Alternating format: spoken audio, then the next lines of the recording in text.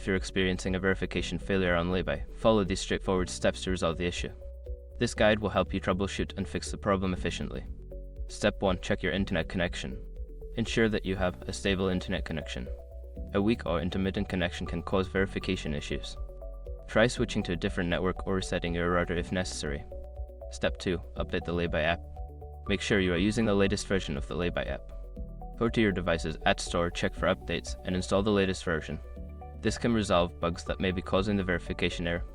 Step 3. Verify your personal information. Double-check the personal information you provided during the sign-up process. Ensure that all details, such as your name, address, and date of birth, are accurate and match the identification documents you submitted. Step 4. Clear app cache and data. If you're using the app, clearing the cache and data can help. Go to your device's settings, find the Laybuy app, and select the option to clear cache and data. Restart the app and try the verification process again. Step 5. Contact Laybuy support.